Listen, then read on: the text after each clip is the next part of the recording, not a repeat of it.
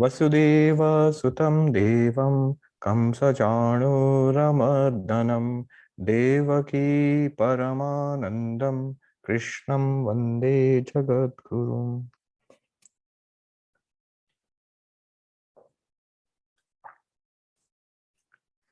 So in the Gita, we were studying the 6th chapter, and we were on verse number 21.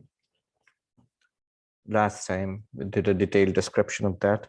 Sukham atyantikam yattat buddhi graham atindriyam vetti yatra nachayvayam sthitas chalati tattvataha. So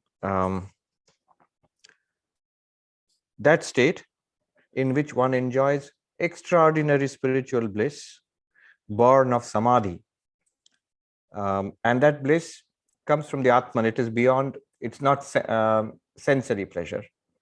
It is not even the joy in the mind, born of like an intellectual pleasure. It's beyond that. And one does not waver from that state. So first of all, what's being talked about here is Samadhi, because this is 6th chapter, the chapter on meditation. And Krishna has described how one steadies the body, the breath, withdraws the attention from external objects, focuses inward, and then through the process of dharana, dhyana, samadhi. Dharana, focus. Dhyana, meditation. And samadhi is absorption. So these are successively deeper states of concentration or focus. Meditation, absorption in what? Specifically here, the object of absorption or meditation is the subject, is the Atman here. Though in a wider sense, one may say, if you want to include the Ishta Devata meditation that we were doing, that is also equally applicable here. Now, when the mind is... Yes. This is Prabir. I thought we finished only now up to verse 19, if I'm not wrong. Oh. No, that was the week before. I think last week we did 20 and 21. We did 20 and 21. Yeah, I think we did 21. Ah. We did. Oh, I'm sorry. I'm sorry to. I really apologize for interrupting you. So 19 we did up to last when we stopped before the vacation. I think we had just touched 19, and then the last class we did 20 and 21. Okay. And 21 especially, we spent a lot of time. Sorry, I missed the class probably. I'm sorry. I really apologize, Maharaj. No, that's all right. For interrupting. So last time we spent a lot of time on this 21st verse, where we talked about, yes, so the state of bliss which comes out of the control of the mind, absorption from dharana, dhyana, samadhi, where the mind is completely settled and absorbed in our real self, that is the witness consciousness, Atman, the self with a capital S. And this is Patanjali Yoga. Patanjali Yoga says, Yogas chitta vritti nirodha, by calming the successive modifications of the mind. What is modifications of the mind? Sounds rather abstract. It just means all sorts of thoughts and feelings and emotions and ideas, whatever is going on in the mind right now, internally, first person. All those are chitta vritti. And they are distracted. They are full of hundreds and hundreds of such modifications. When you calm them down and focus inwards and settle on the witness consciousness, basically, it will go into sampragyata samadhi. We talked about these things last time. And then asampragyata samadhi, where the distinction between the meditator and the object of meditation and the process of meditation is lost. There is only the witness consciousness. This Patanjali, in the 3rd sutra of Yoga Sutras, he says, Tada drashtu swarupi avasthanam. And that state, the witness consciousness, is in its real nature. It is actually appreciated in its real nature. Just like a lake calmed, there are no waves on the surface of the lake. The water is absolutely clear. You can see through to the bottom of the lake. Similarly, that is the condition. Otherwise, what happens when the mind is in waves? Then you get identified with the waves. Hunger, you feel that. It raises a wave in the mind. I am hungry. unhappiness. It's a wave in the mind. I am unhappy. And so the witness consciousness gets mixed up with these waves in the mind. That's our normal condition, ordinary condition. So that the condition of the state of Samadhi is an extraordinary state in which our real nature, we see what it is. The same, it is called asampragyata samadhi in Yoga Sutras. It is called nirvikalpa samadhi also. Same thing. Now, what we went a step further there last time. We said it is not just in the state of Samadhi. Samadhi is a state. It's a state of the mind, a super fine, super absorbed, super focused state of the mind, difficult to attain and difficult to maintain also. So, but it is a particular state. In that, one clearly appreciates that I am not the body, not the mind. I am the unwavering light of consciousness within, not affected by the ups and downs of the body, not affected by the ups and downs of the mind. I realize my consciousness nature. I realize my free nature. Free nature means I'm totally free of the problems of the world. I'm totally free of the problems of the body and the mind. This I realize. But the thing is, it goes further than that. If it was only limited to the state of Samadhi, that would be an extraordinary thing, but it would still be limited. Then he says that it is available all the time. Really, we become enlightened when this knowledge of our consciousness nature and our purna, ever fulfilled nature, is available to us all the time. Whether you are in Samadhi, or you are in the waking world, or in dreams, wherever you are, in whatever condition you are, you're working or sitting or relaxing or meditating, it's constantly clear to you that I am not the body and mind, but I am the awareness in which I'm experiencing a mind and a body and the world. Then this state is what is meant in Advaita by enlightenment, Brahma Jnana. So you see, this one extra thing we have to do here. If you precisely follow, if you follow the text itself, it is talking about Samadhi. Why do you say that? Because that's the context.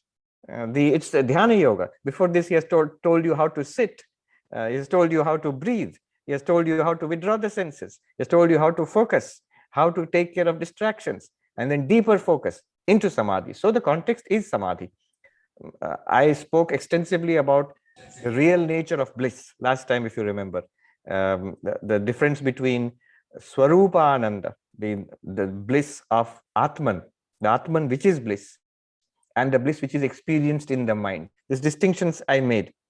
So all of that, where am I getting? I'm extending this idea. If you stick only to the Gita shloka, it is a description of Samadhi and benefits which arise from Samadhi. And especially if you read Shankara or Madhusudan Saraswati, the classical commentators, they stick to that much. Krishna is teaching meditation, and this is the culmination of meditation. Meditation on the self, Atman. Wider understanding would be, once you have got this culmination, you realize Aham Brahmasmi or Chidananda Rupa Shivoham. And that bliss is none other than the Atman itself. It's not a new kind of blissful experience. And also, I keep repeating, yes, the mind will be surcharged with, will be radiated with peace and bliss. That is also there. But that's the mind. When the mind is shut down in deep sleep, you will not have that extraordinary spiritual bliss. But the Atman as bliss is constantly available to us. This is realized. Now we go to verse number 23 and 22 and 23. So 22 is a beautiful verse. In fact, I like it so much. I think it sort of sums up the whole purpose of spiritual life. And I'm going to give a full talk on it. I think next Sunday or the Sunday after, or Sunday after that. I titled the talk, No Greater Gain. No Greater Gain. And it's actually going to be about this verse. So we'll see that briefly now. Verse number 22. Yam labdhvā chāparaṁ lābhaṁ manyate nādhikaṁ tataḥ yasmin sthito duḥkhena guruṇāpi vichālyate. Having obtained which, one does not think there is anything greater to obtain. Being established in which, There is no possibility of being shaken even by the worst of sorrows, the greatest of sorrows. So this is the greatest gain, and there is nothing greater than this, nothing more to be attained, and established in which even the greatest of sorrows cannot shake you. Again, I will interpret it at two levels. One is the immediate interpretation, Samadhi, because that's the topic going on, meditation. So established in that Samadhi, the great joy or the bliss, which is experienced in the mind. And when you look back, when you come out of Samadhi also, you look back as nothing matches that experience. That's why Vivekananda always wanted to go back. He asked, Sri Ramakrishna asked him, what do you want after you attain Nirvikalpa Samadhi? What do you want? He said, I want to be in that state. Remember, it's a state. It comes and goes. It is generated. And then again, you can come out of it. So I want to stay in that state, because that state is the state of the greatest peace, the greatest joy. Let me see if I can call up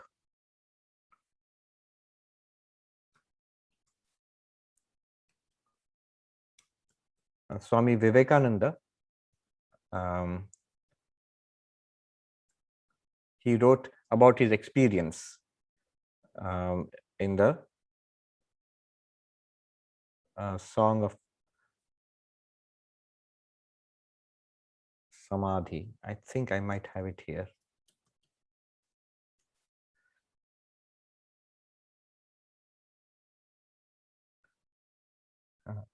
So Wikipedia also has an article on it, the Hymn of Samadhi. All right, so let me read out. What is it like to experience it? So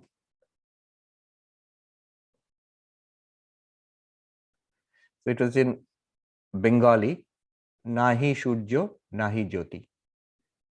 There the sun shines not the moon.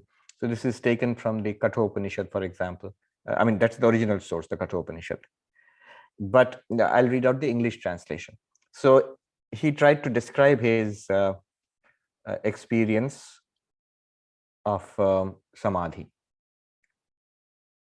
Lo, the sun is not, nor the comely moon, all light extinct. In the great void of space floats shadow-like the image universe.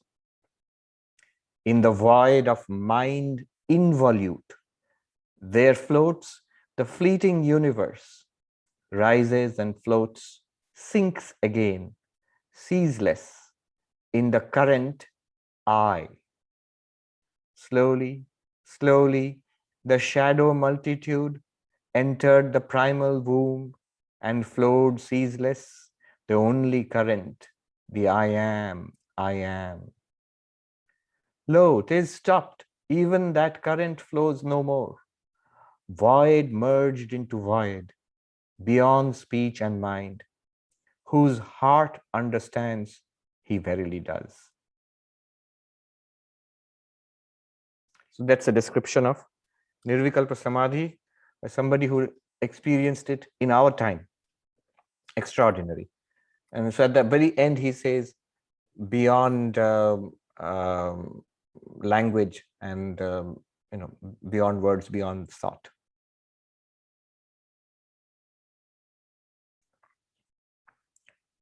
So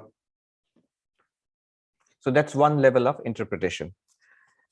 And in that state, compared to that state, there is nothing higher, and there is, in that state, even the greatest of sorrows cannot affect you. The greatest of sorrows cannot affect you because simply you are not aware of those sorrows also. Shankaracharya, Madhusudan Saraswati, they say that the bliss is so extraordinary, nothing worldly compares to it. And the greatest of sorrows, Madhusudan Saraswati says, including the mosquitoes biting you. So if you're meditating in Indian forest, maybe the mosquitoes are biting. He includes the mosquito there also. But it also includes being attacked with a weapon, or physical pain, or whatever it is. None of these sorrows can even attack you, because you're basically not aware of them. You simply, it's like being completely unaware of the external universe, of your own body. Even in deep meditation, one is not aware. So there's a description of Swami Vivekananda meditating under a tree. Girish Ghosh saw him do this. His face black with mosquitoes. One mosquito can disturb our meditation. Face covered with mosquitoes, and not aware of it. So he's not moved by sorrows, whether it's a mosquito or whether it's something much greater, because simply there is no awareness of that sorrow. But he'll feel it. When he comes back from Samadhi, he'll definitely feel the mosquito bites. All right. So that's the preliminary level of understanding that there is no gain greater than this, because this is the greatest bliss that one can ever experience in life. There is no possibility of being affected by any sorrows there also. So because your mind is completely absorbed. Fine. Now, why is there nothing greater than this? Notice, now we're going to take a deeper level of interpretation. The realization of the self, Atmanubhati. By this experience of Samadhi, we realize I am existence, consciousness, bliss. This becomes very clear to me. Now, there is no joy which can compare to this. You see, people throw their joy outside. Where is joy? Where is fulfillment? Where is happiness? In a job, in the career prospects, success in my job or business, that gives me joy. Or in children, when the children are doing well, I feel very happy. Or in money, or in my house, or in possessions, or something higher, like my works of art, or the books that I've written, or in science or art or something. These are sources of joy, all limited. All of them come and go. And whatever is external is a source of joy for you, is a source of pain for you also. Relationships which can give you tremendous amount of joy, and people are crazy about it. Those relationships can give you tremendous amount of unhappiness also. Anything other than you. Where is joy? Oh, it was there. It's not here, but that place which I went to, where I took my vacation, that was so beautiful. Somewhere out there, my joy is out there. Or it was then, way back when we were children in school, the fun that we had, nothing compares with that later on. So it's way back in time. These are guarantees of sorrow, that my joy is in something else other than me. You're trapped, you're finished. You're a prisoner to that other thing. Or my joy is in some other place, not here. Or my joy is in some other time. Either in the past, look back nostalgically, old people do that. That time was the best time of my life. What about now? No, it's not so good now. Or in the future, you look forward to a future. Younger people do that. That when I graduate, that will be the best time of my life. No, it won't actually. They don't know that. Then you'll enter the job market in a terrible economy, and you'll be worse off, probably be the worst time of your life. And then, or when I get married, or when I have children, or when I get a promotion in the future, or when I get Samadhi, then, or when I go to heaven after death, then that will be the best time ever. You've thrown your happiness into something else, thrown your happiness elsewhere, thrown your happiness else when. A mature person is, the lucky person, the fortunate person is the person who can claim honestly, well, when were you most happy? Now. Whenever that is, now I'm most happy in my life. Where are you most happy? Here. I'm most happy here. And with whom are you most happy? With those whom I'm right now. Whatever is there right now, with that I'm the most happy. Honestly. Now that is possible if your happiness is within. It's not something other than you. See, this the joy, the bliss of Ananda, Atma, Atmananda. It is not, Desha Kala Vastu Paricheda Shunya. It is not limited in space. It's not that happiness is somewhere and not now. It's only in the monastery in Belur Math. Only I'll get the bliss of Atma only in Himalaya, 10,000 feet. The moment I come down to 9,000 feet, the joy becomes less. 8,000 feet, even less. and in the plains of India, no more joy. No, it's not, it does not depend on altitude. It's not limited in space. It's not that it is not here, but in some other place. In death, it will be there. After death, in the heaven, it will be there. No, it's not limited in time. That it was then, but it's not happiness now, or it will be in the future, but it is not now. Atmananda is everywhere and here. Atmananda is all the time and now. And Atmananda is nothing apart from you yourself. It does not depend on anything. Atmananda is not tamasic joy or rajasic joy or sattvic joy. See, what is tamasic joy? The joy of being lazy, taking a nap, relax, nothing more to do, sleep, laziness.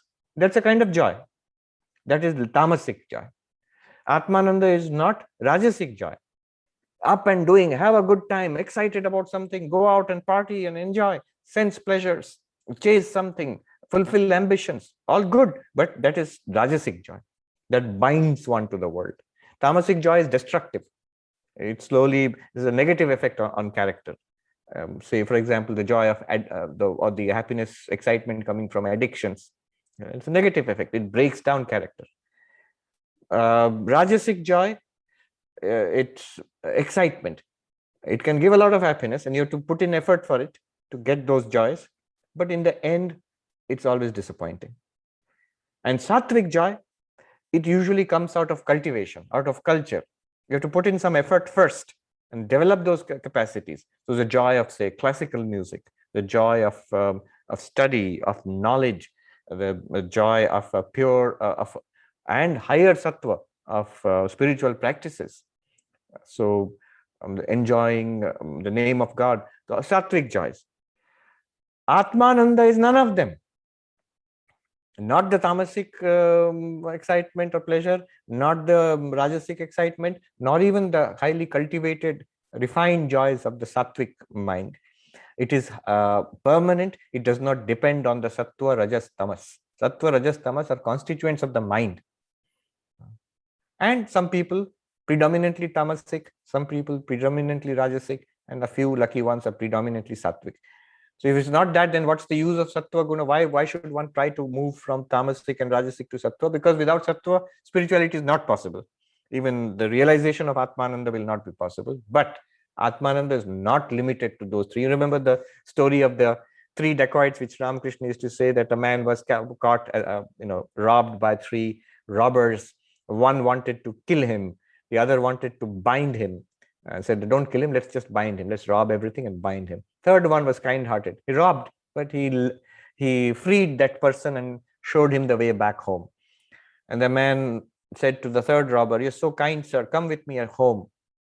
And the third robber said, no, I cannot do that because I'm also a robber. I can't go to the city. The police will catch me. Now, what does that mean? The one who wants to destroy you is tamas. The one who wants to bind you is rajas. The one who frees you is sattva. But they are all part of material nature. They are part of your body. They're part of your mind. The Atmananda, the bliss which is Atman. I'm not saying the bliss of the Atman, the bliss which is Atman. That is not dependent on any of these. Rather, they are dependent on it. The sattvic joy is just a fraction, is just a reflection of the fulfillment which is Atma itself. Even rajasic joy and tamasic joy, pleasures, are just distorted reflections. Sattva, rajas, tamas, they just reflect the Atman in a distorted way. That's all. So this is the joy we are talking about. The joy which is beyond any, which is getting which one does not think that there is anything higher. Samadhi manifests it. Samadhi gives me the key to it. But Samadhi is not necessary also for this joy. Once you have it, you have it. The young labdhvā. Labdhvā means,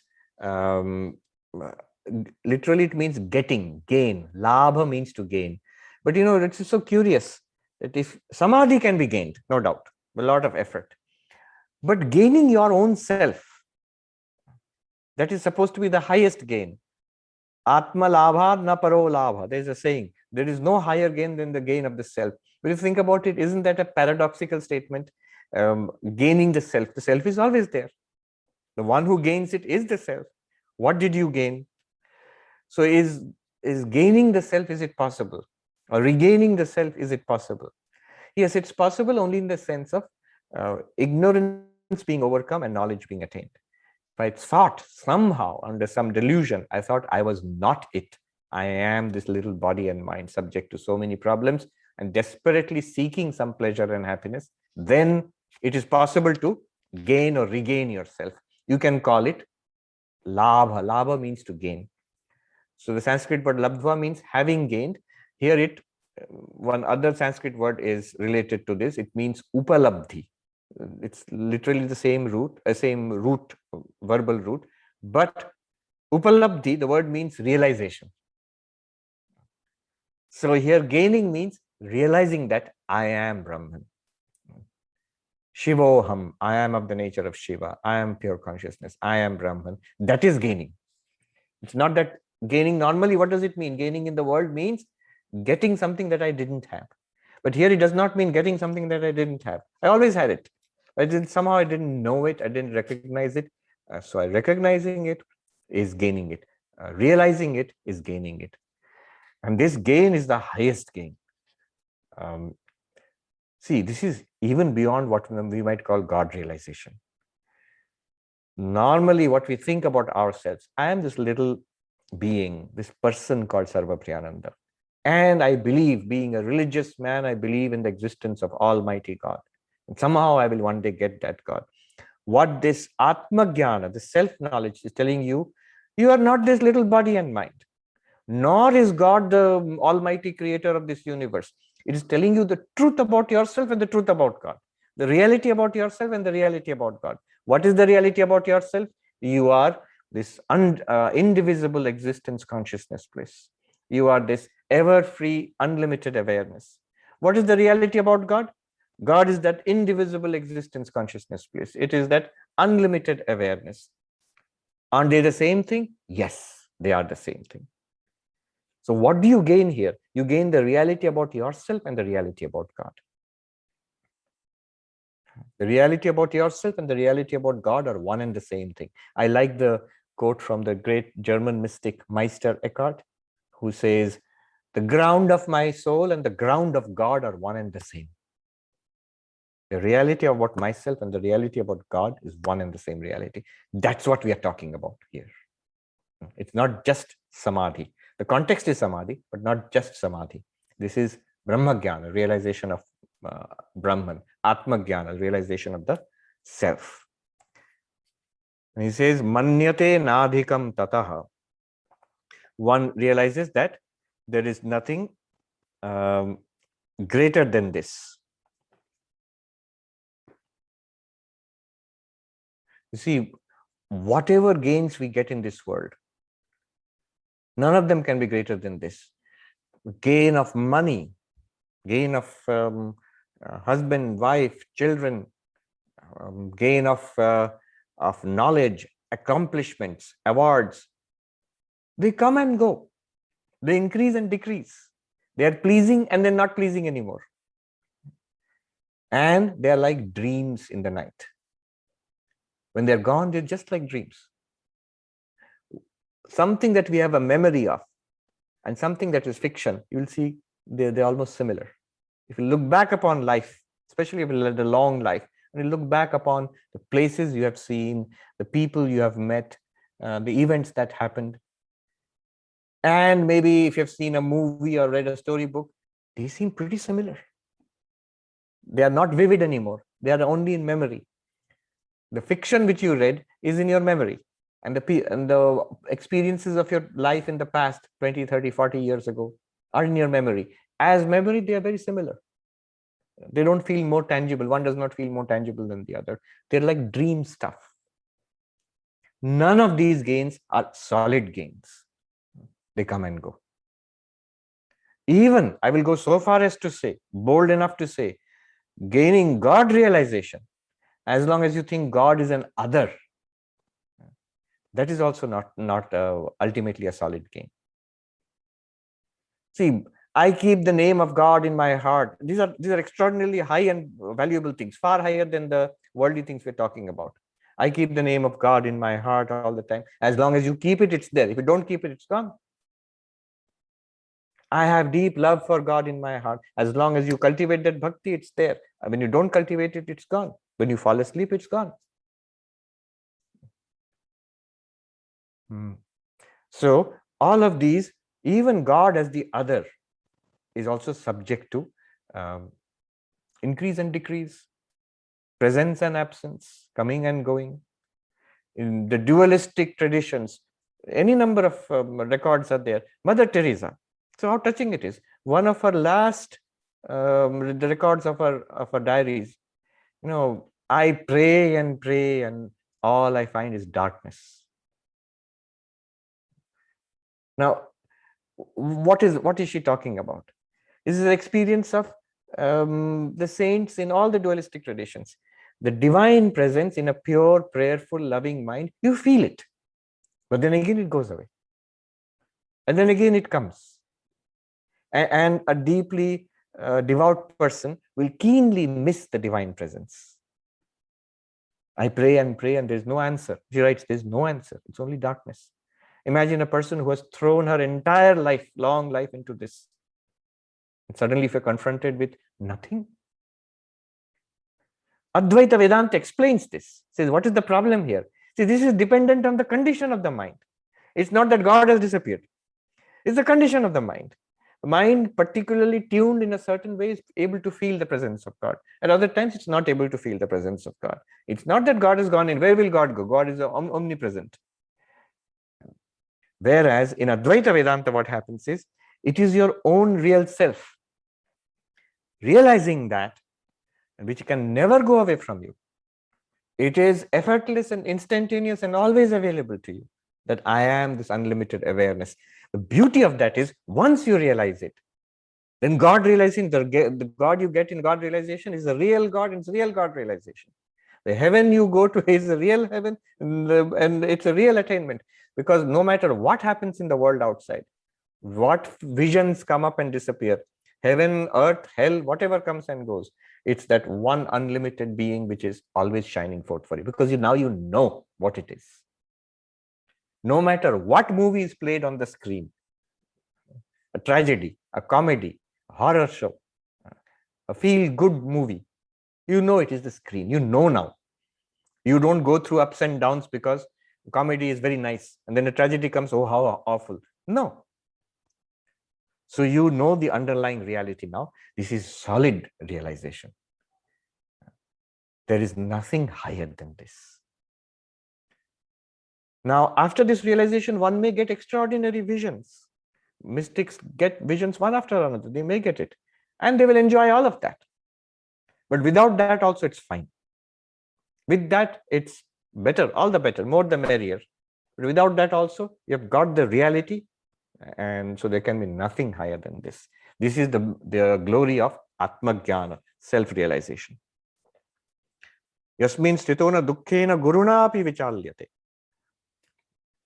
Established in which the heaviest of sorrows cannot shake you. True, in deep samadhi, the heaviest sorrows cannot shake you because you don't experience it. But let's say you've opened your eyes now. You're out of samadhi. You're experiencing this world. The world has its problems, from mosquitoes to disease to nasty people to the ups and downs of the mind. Everything the dance of the world will again appear before you, and yet you'll be unshaken. Yet you'll be unshaken. This is the glory of Atma Vidya. One of the greatest teachings, spiritual value, from our level up to the level of the person who's meditating in samadhi, beyond that to the level of Jivan Mukta, one great thing to learn is forbearance. In Bengali, Shodhya Shakti. Sri Ramakrishna used to say, Sha, Sha, Sha. The Bengali letter is the 3 letters in Sanskrit, Sar, Sha, Sha. But in Bengali, it's all pronounced as Sha. And Sri Ramakrishna made a word play on that. Sha also means in Bengali to forbear. In Hindi, Sahana. Bengali, Shodhya Kara. So In Vedanta, this is called titiksha. So to forbear the ups and downs, to forbear the problems thrown at you at the world, knowing that they are all appearances in me in consciousness. So to not to be swayed by troubles, to remain centered in your knowledge, in your devotion, whatever it is, in your yoga, to remain centered in the midst of the turmoil of the world, this is called forbearance. Not to be shaken, not to be furious when there are causes of fury, not to be depressed when there are causes of depression, not to be tempted when there are causes of temptation. This is called titiksha, or forbearance. Sri Ramakrishna said this is very important. He said, Je shoy se roy, je na shoy tar na shoy. One who forbears, that one will survive, will exist forever. The one who does not forbear, reacts in anger, fury, depression, unhappiness, that one will be destroyed. That means you will fall away from your spiritual goal. You will not attain the goal of life. Sri Krishna says this to Arjuna. Sri Krishna gives, in second chapter, he gives a beautiful description of the Atma. That you are existence, consciousness, bliss. You do not die when the body dies. You were not born with the birth of the body. You are of the nature of consciousness. You are not an object of knowledge. Your weapons cannot cut you, and so forth. But then the question may be, so the problem is, all that is true. But as this person, Arjuna, or as this human beings, as a person with a body, when you have a body, when you have a mind, you are affected. Heat affects you, cold affects you, disease affects you, COVID affects you. There is pain, there is suffering, there is unhappiness. There are expectations which are dashed. There are desires which are fulfilled and found to be disappointing. So all this happens. What do you do? Yes, being an infinite consciousness and all that, fine. But these problems are also there. What do you do? And Krishna answers, very important to see, no solution to that. He says, Tan titikshasva bharata. Agama apai, in the second chapter, he says, they come and go. They flicker across the screen of your consciousness, the ups and downs of life. They are like dreams. They arise and disappear. You are this infinite being. So these little things, you have to forbear. Same thing which thousands of years later, Sri Ramakrishna says, forbearance, titiksha, forbear this. It's a very important thing. I mentioned in one place that Swami Premananda, he told Swami Bodhananda, who was here, in Swami Bodhananda's reminiscences, he says, Swami Premananda once told me, every day after meditation, morning meditation, Swami Premananda says, I repeat 108 times, Shah, Shah, Shah, what Sri Ramakrishna is teaching. I repeat that 108 times before coming down, away from the meditation. So Holy Mother used to say, Shojjer shaman gun nei baba. My child, there is no quality like forbearance, the ability to tolerate and forbear, to be patient in life. There is the bhajan, I think it's Meera's bhajan or Kabir's bhajan, Yaar mile saburi se. Kabir's bhajan. The beloved is attained through patience. What is the beloved attained through? So he goes through a whole list, and then he says, no, none of them. Yaar mile saburi se. The beloved of my life, God, is attained through patience. Hold on, hold on, hold on. Now, how can you be patient? What will help you? How can you hold on in the midst of so many problems? And what will happen to these problems? Let me be as negative as possible. What is the final culmination of all the troubles and turmoils? Death. So that's the most cheerful conclusion to all the trouble we go through in life. What is the final conclusion? Guaranteed death. That's the end. How do you face this? One sadhu said beautifully, do you know the knowledge, the vidya, it's called a vidya. Do you know the knowledge that which will help you to face this?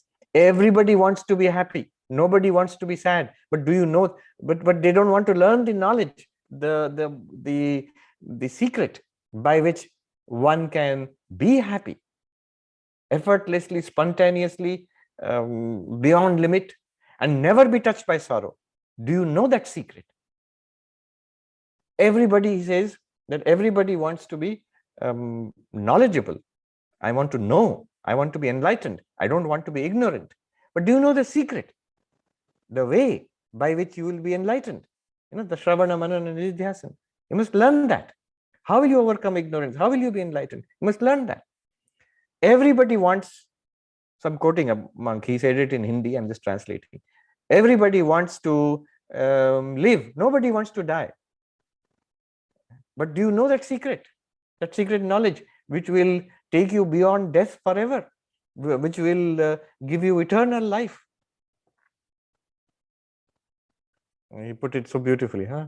He says, सुख सब चाहते हैं, दुख कोई नहीं चाहता है, लेकिन वो विद्या आपने सीखी है जिससे सुख मिले और दुख कभी ना हो. I'm translating the original Hindi, I'm telling you. अज्ञानी कोई नहीं होना चाहता है, ज्ञान सब चाहते हैं, लेकिन वो विद्या, वो कौशल आपने सीखी है जिससे आपको ज्ञान मिले और अज्ञान का निवृत्ति हो. मरना कोई नहीं चाहता है, जीना सब चाहते हैं, लेकिन वो विद्या आपने सीखी है जिससे आप अमर हो जाए. So what is that knowledge, that secret which makes you immortal, which makes you awareness itself?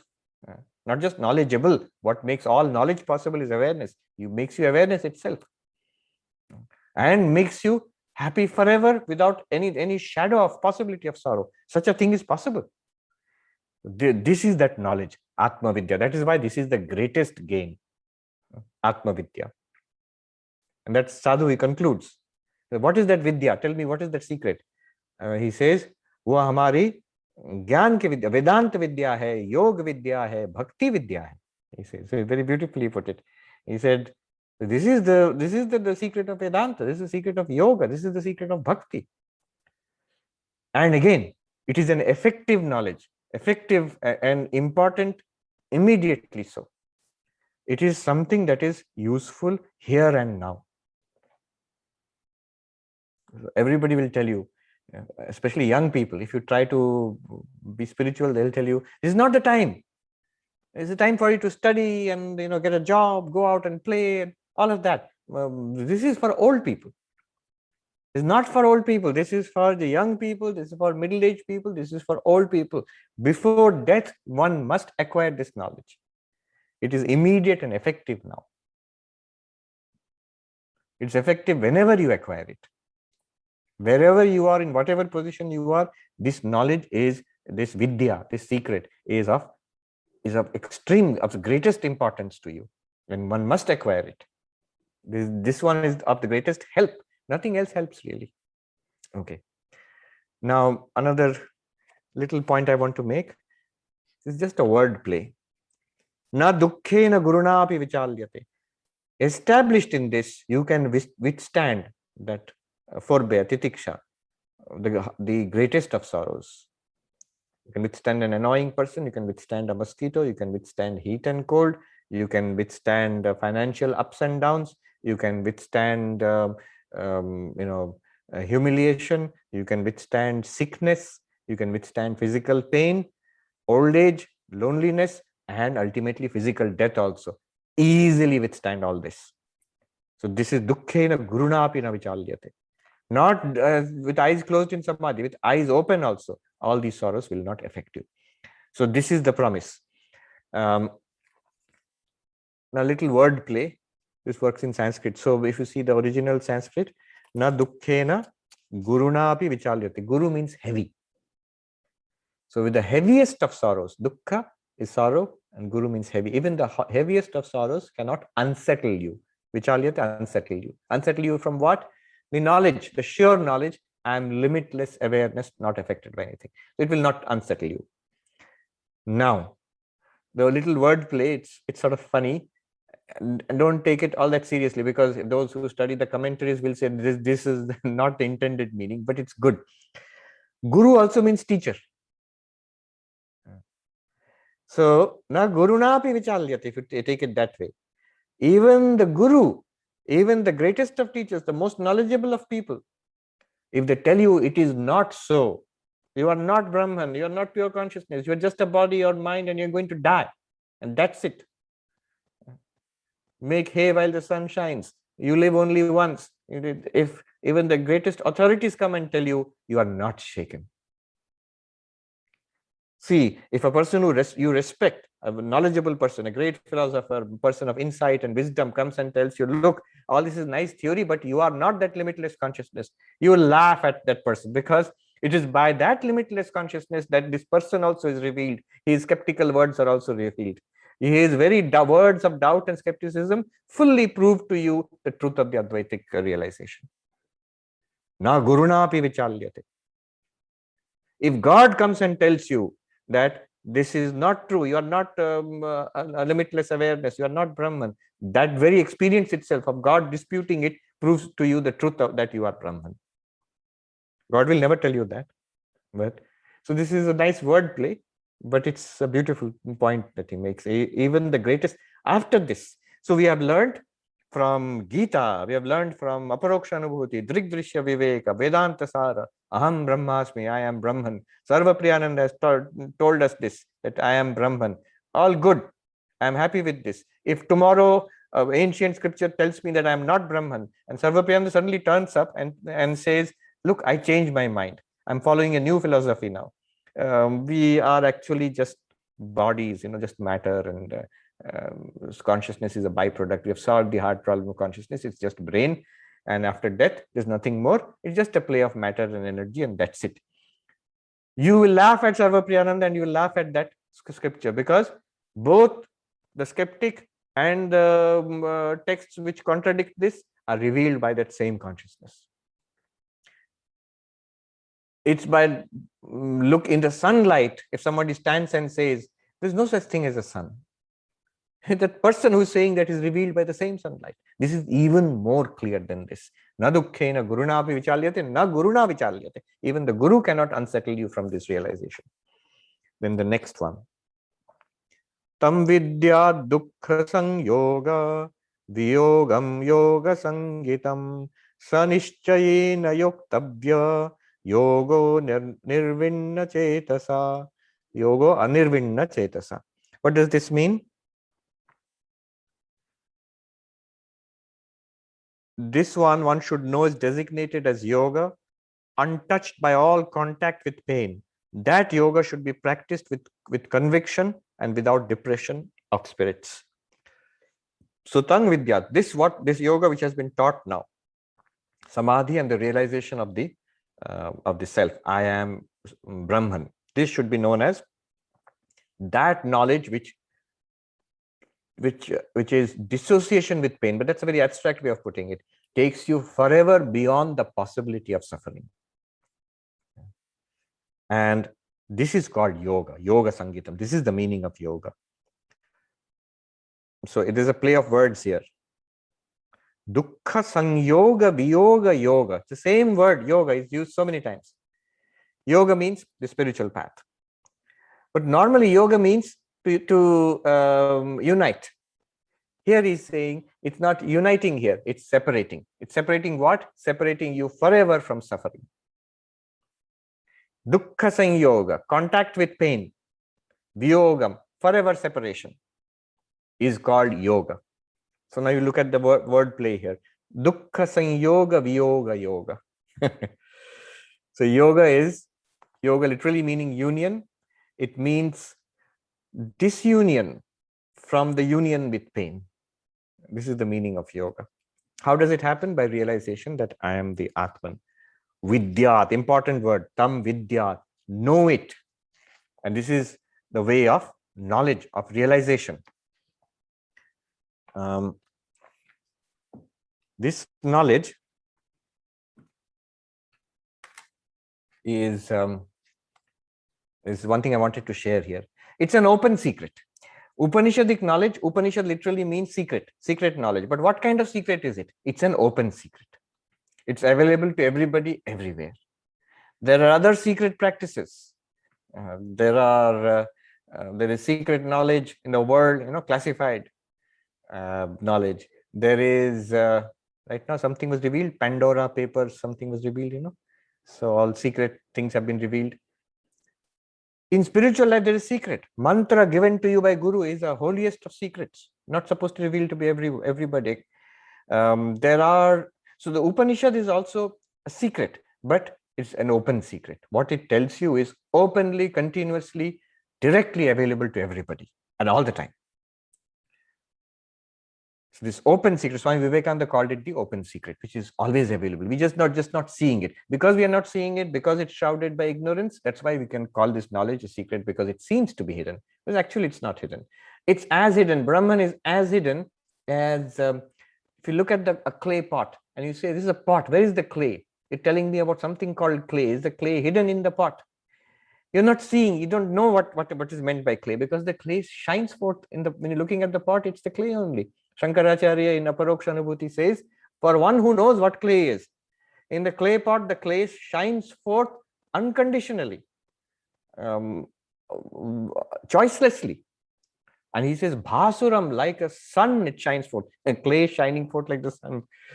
So like water is clearly evident in the wave, like gold is clearly evident in the ornaments. If you know what is gold, if you know what is water, if you know what is clay, if you know what is Brahman, Brahman is clearly evident all the time, no possibility of any kind of confusion. Now, what I wanted to share here was, there was a book, very popular, lots of people, especially people who are interested in spirituality, have read it, especially in the West. It's called The Secret. The Secret. Rhonda Byrne, I think, Rhonda Byrne. The Secret. And very, very popular. People have asked me about it. I have read, if not the whole thing, at least I've read part of the book. I remember seeing the book, at least I've read quite a bit of it. Several years ago, it was published. Now, and for those who don't know, the basic idea of the book was, you can get whatever you want in life, money, youth, health, job, the mansion of your choice, and relationships, whatever, and joy, happiness in life, whatever, just by focusing your mind, consistently holding on to what you want, and the universe will give it to you, and all of that. So that's the secret. And obviously, you can see it was very popular. I'm oversimplifying. It's a whole book. And it became sort of a household name and all of that. Fine. Yesterday, I was in this talk show with Hale Dwoskin. So he hosts a very popular show with self-help teachers, new age spiritual teachers, and so on. It's on the YouTube, you can see, and also podcasts and all. He's written books, he has videos and all. He's been in this for a long time. He told me he's been doing this since 1976. Now, and recently has become very interested in non-duality and Vedanta, which is why he interviewed me. And then he asked, have you read The Secret?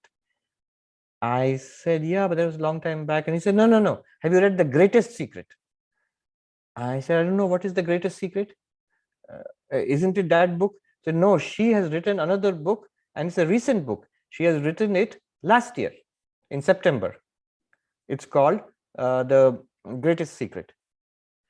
And he must have known my little bit of hesitation I might have had about the earlier book.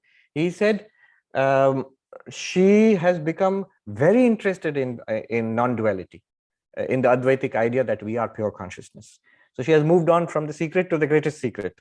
And now The Greatest Secret is all about non-duality, that I am Brahman, I am pure consciousness. That's the book. It's all about that. And then this gentleman suggested to me that you read this book, and we'll have a separate program about it. So what do you think, as a teacher of Advaita Vedanta, what do you think of this presentation? Now, what I really liked about this whole thing was, look at this movement, The Secret to The Greatest Secret. The secret is that what means can I obtain all sorts of worldly things? And the greatest secret is much greater than that, is that which is by getting which nothing higher can be obtained. This is the greatest of all things. And that is, I am pure consciousness. This, what Rhonda Byrne has done from The Secret to The Greatest Secret, this is literally the movement from Karmakanda to Gyanakanda. The whole idea of Karmakanda, the whole idea of conventional religion is, by the help of God, by the help of Vedic rituals, whatever you call it, by these means, my present life will be fulfilled. Whatever I have desires, those desires will be fulfilled. And not only that, after death, I will go to heaven. This is karma kanda, which we are seeing in the Kathopanishad, what Nachiketa's father was trying to accomplish. But then you move from there to a higher truth, that real fulfillment, lasting fulfillment, unlimited fulfillment is not through the fulfillment of desires.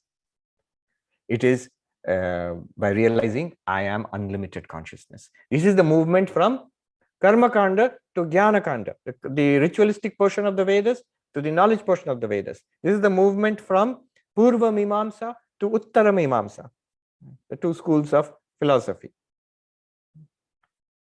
This is the movement from the secret to the greatest secret.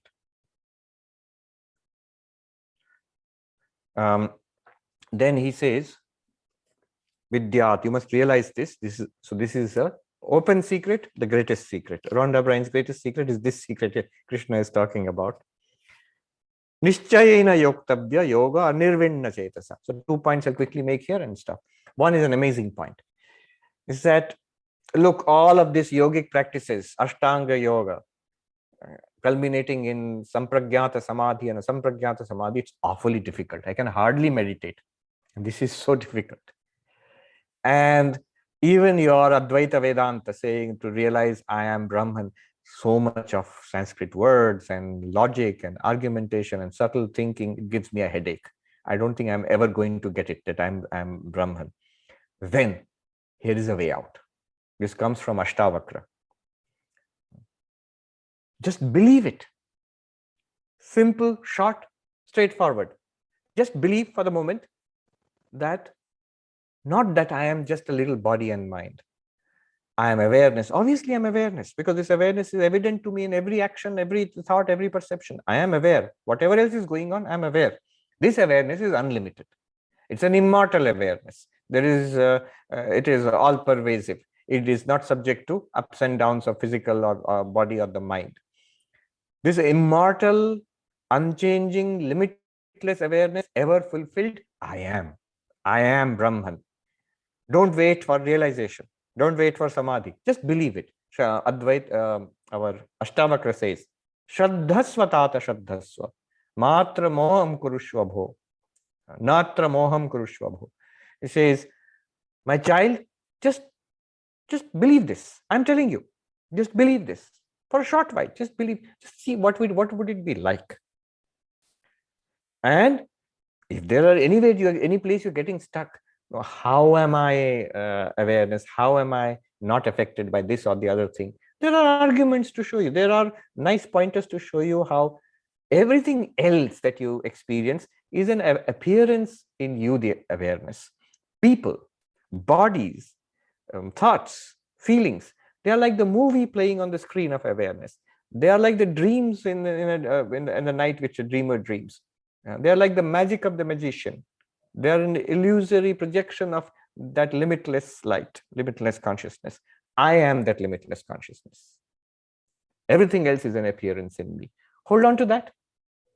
Then see the magic. So this is niśhchaya. See, what prevents us from realizing this is Maya, ignorance. And Maya is false. It's an appearance. False Maya can be taken over. You say this belief you are telling us, this belief, this is not real. I am just believing it. It's just make-believe. Good. Maya is also make-believe. The make-believe, the acting that I am Brahman, your make-believe that I am Brahman, your acting that I am Brahman will remove the acting that I am body-mind. Yes, it can do that. You may object. You're just making it up. I'm just trying to believe something. I don't actually realize it. I haven't got Samadhi. I haven't got your Brahmakara vritti, which is we talked about in Vedanta Sara. I don't have the clarity and conviction. Just make believe. Yes, make believe. Make believe, it will work also. Swami Vivekananda said, tell yourself again and again, I am that, I am he, I am that, soham. Again and again till it tingles with every drop of your blood. The clarity will come. And why not? Notice, I am the body, I am the mind, I am this limited creature. Who told you that? Which book told you that? Which guru told you that? Nobody. this is Shankaracharya says, Naisargiko ayam loka vyavahara. This is a natural sequence of ignorance from beginningless lives. So it comes to us naturally. And of course, conditioning is there through society and all of that. And we sort of take it for granted. I am this body mind. But when you please examine it, you substitute for that a much more better belief given to you by Guru, by Upanishads, by Vedanta. I am Brahman. You do that, it will cut out that the ignorance that I am body mind. Now at this point, so this is point number one. Point number two is, at this point one may say it is not working. I tried it. It didn't really work. Then he says, nirviṇṇa-chetasā. Yoga, yoktavyo, nirviṇṇa-chetasā. Without fatigue, without fail, without depression, without admitting defeat, hold on to it. Didn't work. When did it not work? It just didn't work just now. Good. That's one moment. It didn't work. Another moment has come. You have the opportunity to try it again. The power of decision. What will I think in this moment? What will I say? And what will I do? That power of decision, when do you have it? Every moment. Fresh power of decision. It's not that I tried to change my behavior, I tried to change my feelings, didn't work. Fine. That's in the past. Now another opportunity has come. Every moment is offering you a fresh opportunity and a fresh power of decision. Take that fresh power of decision. I am Brahman. Let's see. Hold on to it. 1,000 times defeated, try 1,001 times. Swami Vivekananda says, never give up. Sri Ramakrishna, he says, what? You're not able to concentrate the mind, you're not able to realize God. And he says, Abhyas yog karo. He's startled, as if, what are you asking? Abhyas yog means simply repetition. Hold on to this, repeat without being, without admitting defeat, without giving up. Thoughts are coming in our mind. Every time thoughts come, we think it's mechanical. We can't do anything about it. No, you can. Every thought we think, every word we speak, every action we do, we have the opportunity to decide for ourselves. Normally we don't. There's a word default. Computers have default setting.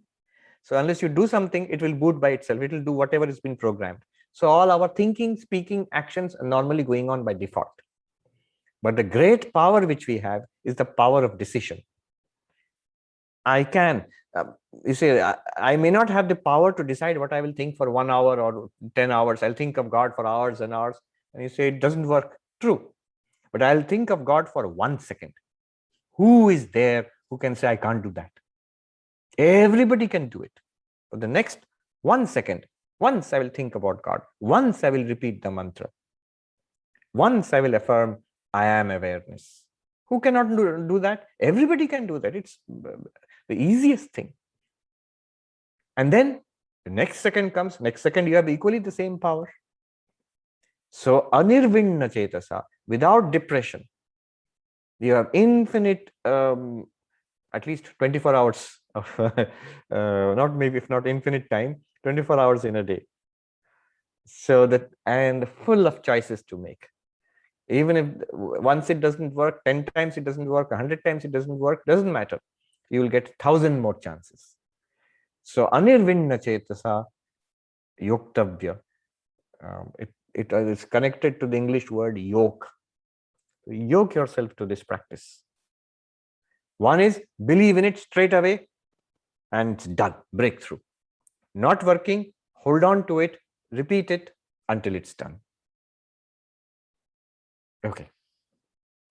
Let me see. There are a lot of comments. Let me quickly go through this.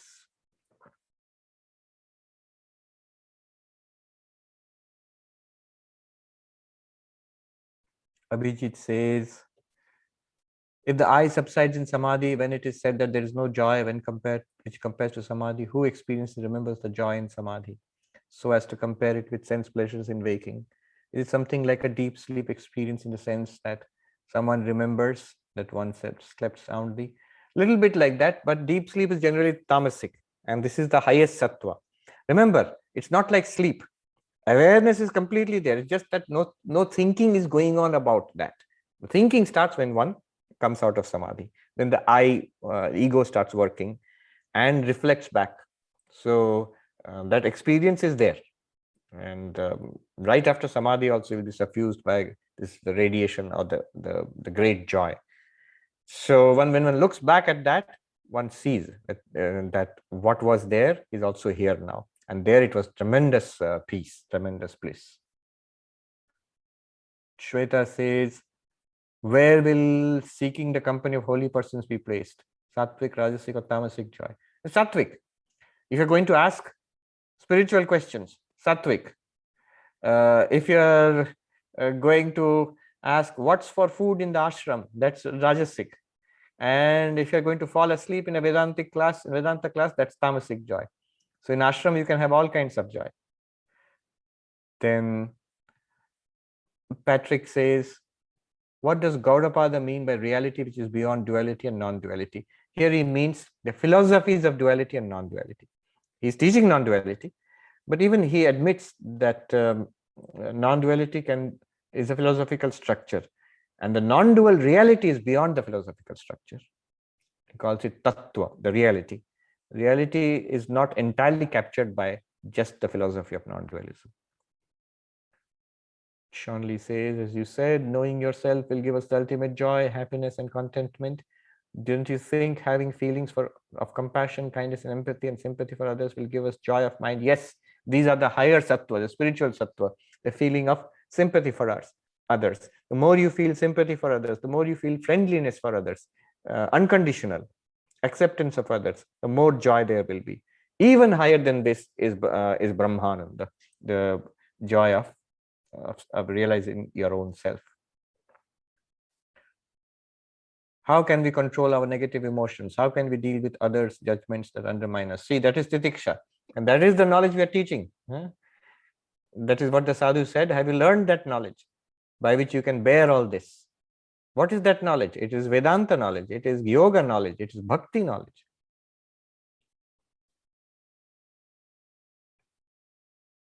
Kiran says, is the knowledge of the self already in our subconscious mind? Our goal is to unveil it. Well, let's not make it more complicated. Right now, we are not aware of, or we don't realize what we truly are. We have to realize that. And for that, the teachings are there. The Upanishads, all the texts are pointing out that.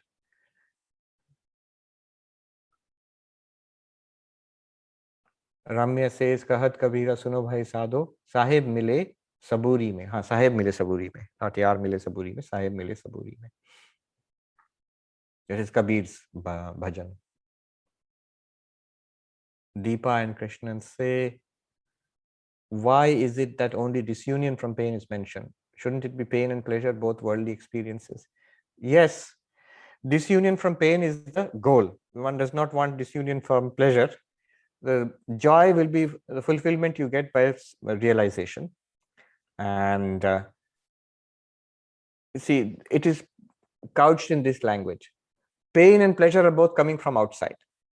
So when we seek pleasure outside through sense contact, and we seek to avoid pain coming from outside, this practice, this knowledge will set you free from all kinds of pain which come from outside. They will be there, causes will be there, but you are not affected anymore. And it also set you free from seeking pleasure with sense contact from outside, because the joy is from within. It is your own joy. You don't need it from outside. Rick, oh, you're going to interview Rhonda Bryan. Excellent. We look forward to that in Bad Gap.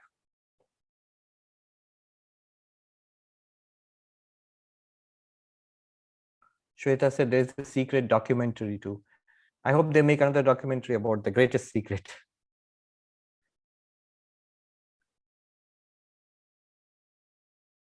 Vishwanath says, is this a reference to Gita chapter 9, Raja Vidya, Raja Guhyam, Royal Secret? Which reference did you mean? Can you unmute yourself? The greatest secret. No, the greatest secret, I was making a reference to Rhonda's new book. Yes, you're right. Krishna uses the same language. In the 9th chapter, he says it's the royal secret. The royal knowledge, the royal secret. What is the royal knowledge, the royal secret? Don't worry, you know it already. You are Brahman. That's the royal secret. I'll end with a very nice story. Swami Suhitanandaji told this to us when he was the sevak attendant for Swami Premeshanandaji. He was a disciple of the Holy Mother. In his own lifetime, he was known as the Jivan Mukta, enlightened one. So the Swami told us that Swami Premeshanandaji, in his old age, he would often, catch hold of you and try to tell you this great secret. So one day it would go like this more than once. He caught hold of me. I'll tell you something, a great secret. And the young monk goes, yes, Swami, tell me. And he goes on doing whatever he's doing. He says, no, pay attention and make sure that there's nobody around. Close the doors and windows. Are you sure nobody's listening? And then he would say yeah, there's nobody listening. You're going to go ahead and tell me this great secret. Well, let me tell you. And with the great joy in his eyes and face, he would say, Sri Ramakrishna is an avatar. He's an incarnation of God. And then the young monk would smile and say, well, Swami, everybody knows and nobody cares. And he would say, what? People know this? He says, yes, everybody knows. And nobody cares, nobody's interested. See, we know this, we read about it and we say, oh, there is God, there's an incarnation, and now Sri Ramakrishna is an incarnation. All of it is pretty theoretical for us. But if God is real for you, imagine how amazing that is.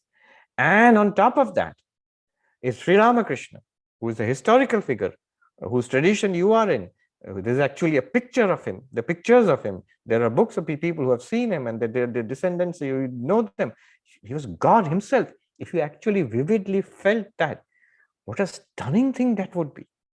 That obviously would be an extraordinary secret. All right. There's one more question below by Siddharth. Why am I not seeing it? Why am I not seeing the question by Siddharth?